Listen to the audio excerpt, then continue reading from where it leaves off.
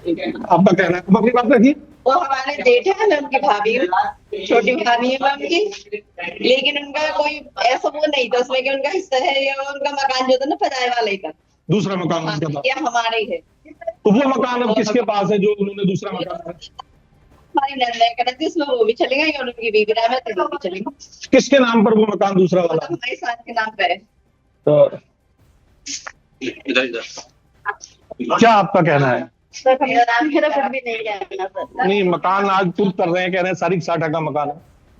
क्या क्या सकते हैं, तय हो चुका था कि ये दो भाइयों के ही नाम पर रहेगा, दो भाई ही रहते हैं। जब तक हमारी शादी हुई हम यहीं रहते हैं सर। सारिक साठा यहाँ नहीं आते थे कभी? नहीं, वो यहाँ पर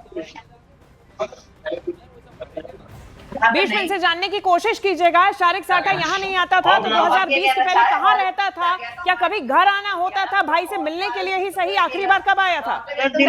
आखिरी बार सारिक साठा कब यहाँ पर आए थे? 2020 के बाद माना जाता है कि सारिक साठा दुबई चले गए, लेकिन उसके पहले कभी भाई से मिलने आए होंगे, कभी आए होंगे? नहीं आते थे, यहाँ नहीं आते थे। आप तो उनकी भाभी हैं। आपने कब आखिरी बार सारिक साठा को देखा था? देखा ही नहीं है, अब तक नहीं देखा। कब आपकी शादी हुई थी यहाँ? मेरी शादी को 7 साल हो गए, मैंने देखा ही नहीं है सर उनको कैसे है, कैसे दिखते हैं, मैंने देखा ही नहीं सर। तो जाहिर तौर पर परिवार के लोगों का कहना ये है कि सादिक साठा यहाँ नहीं आते थे, और जो पैतृक बंटवारा है उसमें यह मकान बाकी दो भाइयों के हिस्से में आया था। और उनकी भाभी का कहना यह है कि पजाया जो यहाँ से कुछ दूरी पर है, वहां एक कोठी सारिक साठा ने बनाई थी जो उनकी माँ के नाम पर दर्ज है।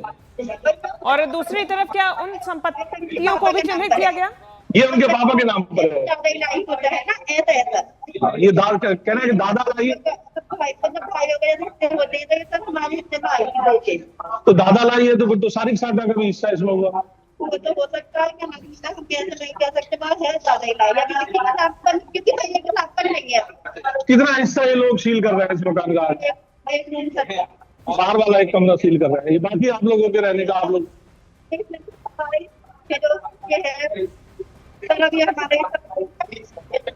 हमारे जो भी हुआ है सारा ही सामान हुआ है। बिल्कुल, और अभी इसमें अब ये कुर्की की कार्रवाई की जा रही है, एक्शन लिया जा रहा है। इसके पहले भी मुनादी की गई और ढोल नगाड़े के साथ में अनाउंसमेंट करने के बाद में इसकी जानकारी दी गई। 13/1/26 के आदेशानुसार मुकदमा अपराध संख्या 340/24 DNS थाना संभल जनपद में हुई 24/11/24 की हिंसा एवं हत्या के मुख्य आरोपी फरार अभियुक्त सारिक उर्फ साठा पुत्र सायक हुसैन निवासी मोहल्ला पजाया दीपा सराय थाना संभल जिला संभल के विरुद्ध धारा 85 BNS कुर्की की कार्रवाई हेतु आदेश जारी किया गया है।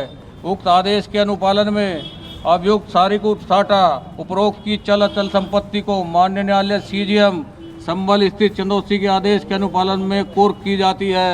अवगत कराना है कि माननीय न्यायालय CGM संभल स्थित चंदौसी के तो न्यूज़ 18 इंडिया पर एक्सक्लूसिवली ये तस्वीरें आप देखिए। शारिक साठा, ये नाम जो बार बार लिया जा रहा है, ये वही मास्टरमाइंड है जिसने संभल में हुई हिंसा के पीछे की प्लानिंग की थी। ये वही आरोपी है जो कि इसके बाद फरार हो गया था, 2024 के बाद दुबई भाग गया था। हालांकि कईयों का कहना है कि 2020 के बाद से ही शारिक साठा दुबई में सेटल्ड है।